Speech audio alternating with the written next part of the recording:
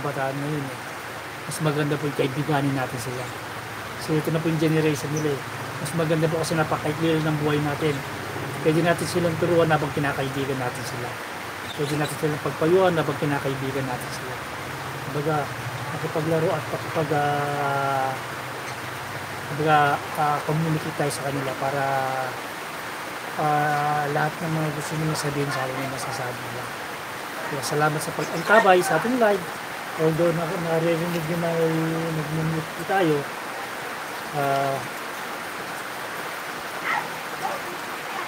may time naman po talagang meron tayong balitaktakan.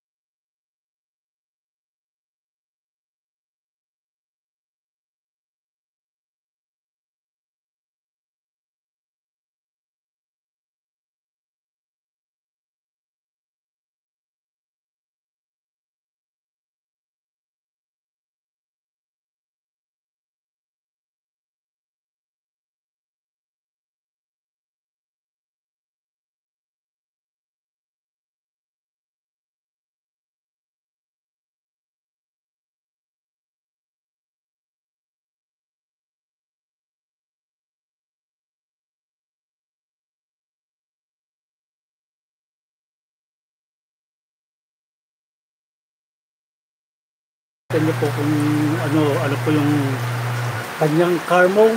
Yan po si Dead End na kung titignan po natin ay may pagkahawit po sa kay Deadpool. Kumbaga sa Transformer, kung si Deadpool ay magiging Transformer, yan po siya, si Deadpool. Si Deadpool ay magiging si Dead End. Yan po ang niya. Na napakaganda po ng figure yan na yung pinaka-base po niya ay galing po ng base ng parang kamukha po ni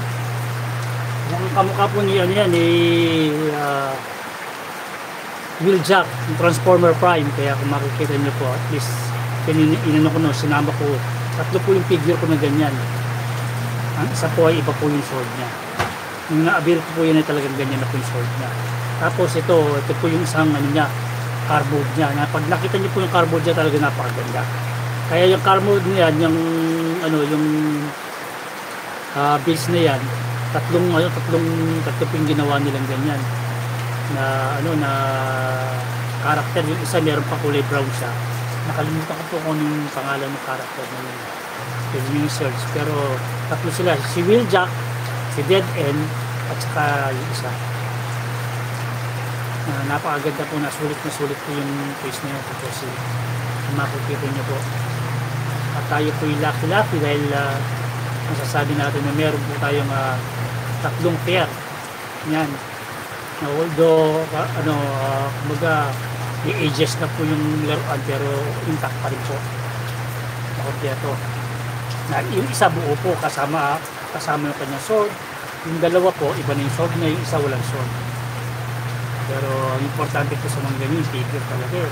Yung mga accessories po, minsan naka-stack lang po yung accessories sa kanilang mga box o kaya sa lagayan natin ng mostly po kasi pang dinidisplay natin yung mismo main figure. Kaya kung nakikita niyo po yung ganyan, sana